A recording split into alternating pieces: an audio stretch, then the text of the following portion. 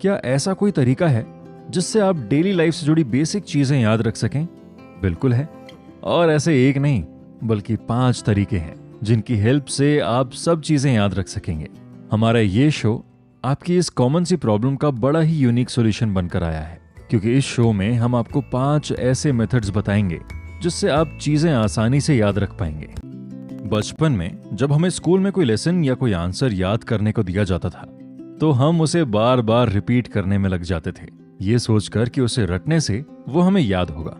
और कई लोग को याद रहता भी था, लेकिन जैसे ही एग्जाम खत्म होते थे या टेस्ट खत्म होता था तो वो सारे आंसर्स हमारे दिमाग से इस कदर साफ हो जाते थे जैसे कभी पढ़े ही ना हो, है ना? वैसे आंसर्स या कहानियां याद करना तो फिर भी आसान होता है, लेकिन जब अलग अलग वर्ड्स या नंबर्स याद करने हो जो एक दूसरे से मैच ना करते हों तो उन्हें याद रखना बहुत ही मुश्किल काम होता है। तो फिर ऐसे में क्या किया जाए? क्या ऐसा कोई तरीका है जिससे आप डेली लाइफ से जुड़ी बेसिक चीजें याद रख सकें? बिल्कुल है। और ऐसे एक नहीं बल्कि 5 तरीके हैं जिनकी हेल्प से आप सब चीजें याद रख सकेंगे।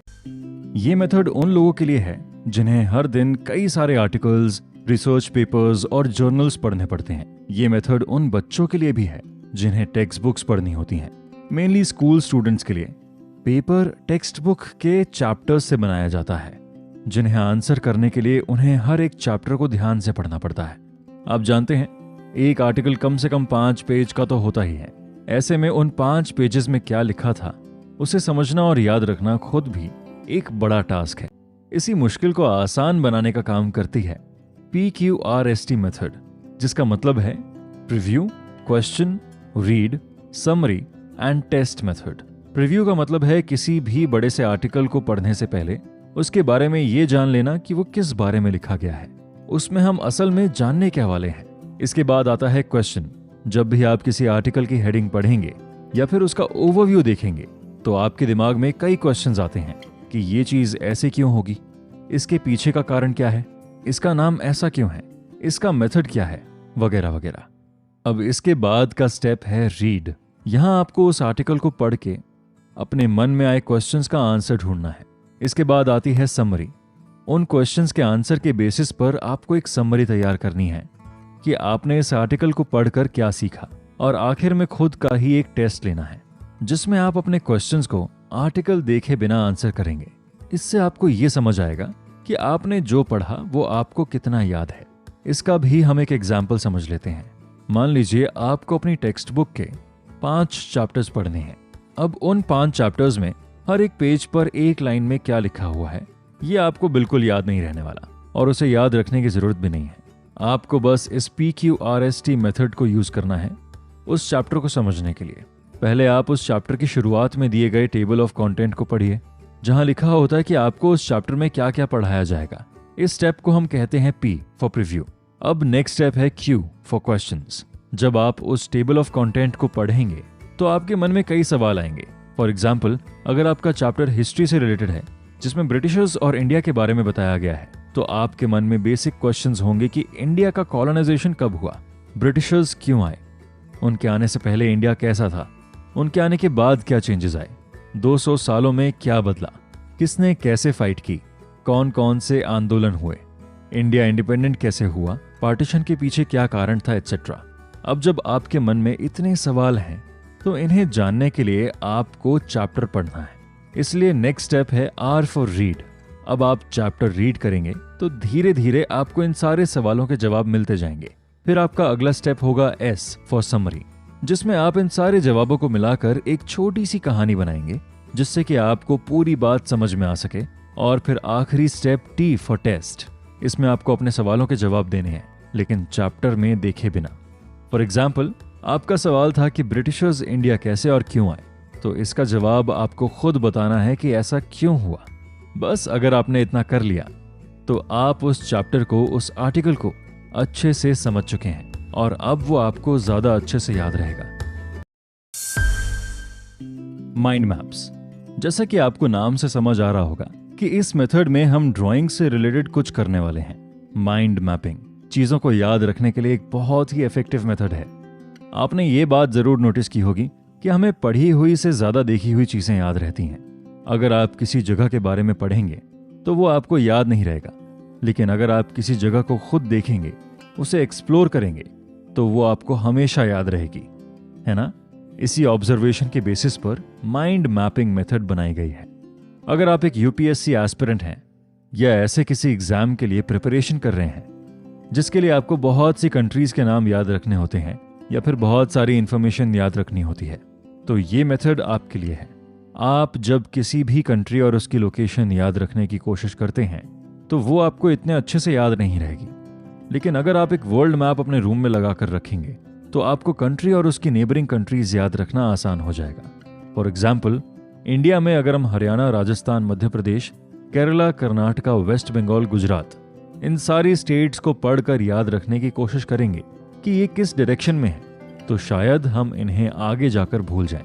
लेकिन अगर आप इसे एक डायग्राम बनाकर याद रख लेते हैं कि नॉर्थ में ऊपर की तरफ जम्मू कश्मीर है, राइट साइड में ईस्ट की तरफ वेस्ट बंगाल है, लेफ्ट में वेस्ट की तरफ गुजरात है, फिर नीचे साउथ की तरफ केरला, कर्नाटका है, तो आपको इन स्टेट्स और उनकी लोकेशन उंगलियों पर याद रहेगी और आप इन्हें कभी नहीं भूलेंगे। इसी मेथड का यूज करके आप अपनी प्लानिंग भी इफेक्टिव बना सकते हैं। अभी अभी हमने 2024 को वेलकम किया है। इस नए साल में कई लोगों ने रेजोल्यूशंस लिए होंगे। इन रेजोल्यूशंस को अगर आप एक पेपर पर पॉइंट बाय पॉइंट लिखकर रखेंगे तो शायद ये उतने इफेक्टिव साबित ना हो, इसलिए आप इन्हें याद रखने के लिए और डेली फॉलो करने के लिए माइंड मैप्स का यूज कर सकते हैं। मान लीजिए कि इस साल और न्यू हेल्दी हैबिट्स फॉर्म करनी है, जैसे book reading, journaling, walking, yoga या कुछ और। अब इसके लिए आपको बनाना होगा एक माइंड मैप। माइंड मैप बनाने के लिए आप एक ब्लैंक पेपर लीजिए और इसके सेंटर में एक सर्कल बनाकर गोल्स 2024 लिख दीजिए।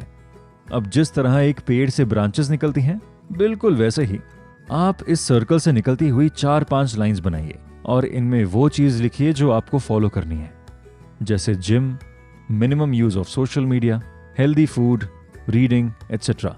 अब आप इन कैटेगरीज के आगे छोटे छोटे पॉइंट्स में अपना काम लिख सकते हैं। फॉर एग्जाम्पल, जिम के आगे अपने वर्कआउट का time, cheat day, gym goals etcetera. Healthy food के सामने no sugar, no packaged food, more protein etcetera. इस तरह से आप सभी कैटेगरीज को कंप्लीट करके अपना माइंड मैप कंप्लीट कर लीजिए और इसे अपने रूम में ऐसी जगह चिपका दीजिए जहां से आपको रोज दिखाई दे। अब आप जब भी इसे देखेंगे तो आपके दिमाग में आपकी गोल्स बहुत ही क्लियर होंगे और आपको इन्हें पूरा करने का भी मोटिवेशन मिलेगा।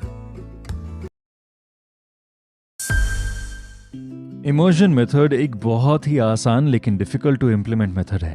अब आप सोच रहे होंगे कि ये क्या बात हुई, मेथड आसान है तो इम्प्लीमेंट करना मुश्किल कैसा होगा। ये बात आप खुद समझ जाएंगे, लेकिन उससे पहले आपको इमोशन का मतलब जानना होगा। इमोशन का मतलब होता है किसी चीज को पूरी तरह से लिक्विड में डुबा देना।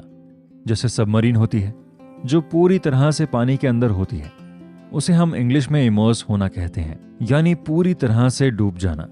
अब हम इस मेथड का यूज समझते हैं। इमोशन मेथड में एक्चुअली हम भी पूरी तरह से डूब जाते हैं, पानी में नहीं बल्कि लर्निंग में। मान लीजिए कि आपको कोई नई लैंग्वेज सीखनी है, for example French, Spanish, German, Chinese या कोई भी लैंग्वेज। तो उसके लिए आपको अपने आप को पूरी तरह से इस लैंग्वेज में इन्वॉल्व करना होगा। अगर आपको फ्रेंच सीखनी है तो आप फ्रेंच मूवीज देखिए, फ्रेंच में बात कीजिए, यहां तक कि सोचिए भी फ्रेंच में, क्योंकि हम जिस लैंग्वेज में सोचते हैं उसका हम पर सबसे ज्यादा इफेक्ट होता है। हम यही गलती करते हैं कि हम पहले अपनी नेटिव लैंग्वेज में सोचते हैं, उसके बाद उसे ट्रांसलेट करके बोलते हैं, जिसकी वजह से हम फ्लुएंट नहीं हो पाते। अगर आप उसी लैंग्वेज में सोचना शुरू कर देंगे जिसे आप सीख रहे हैं तो आपके लिए इसे बोलना आसान हो जाएगा। गलती करने से डरिए मत, अभी आप सीख रहे हैं और इसलिए आपसे गलती हो सकती है। ये नॉर्मल है और वैसे भी जब तक गलतियां नहीं होंगी तब तक आप सीख नहीं पाएंगे। इसलिए कोशिश करते रहिए। आप नई लैंग्वेज सीखते हुए ट्राई कीजिए कि ज्यादा से ज्यादा आप उस लैंग्वेज में इंटरैक्ट करें। आप अपने फोन की सेटिंग चेंज करके उसे फ्रेंच में सेट कर सकते हैं ताकि आपको फोन में दिखने वाले वर्ड्स फ्रेंच में नजर आएं और आप जब उसे रोज रोज देखेंगे तो वो आपको याद हो जाए। इसके अलावा आप अपने नोट्स लिखने के लिए, जर्नल लिखने के लिए भी फ्रेंच का यूज कर सकते हैं ताकि आपकी लर्निंग स्पीड बढ़ जाए।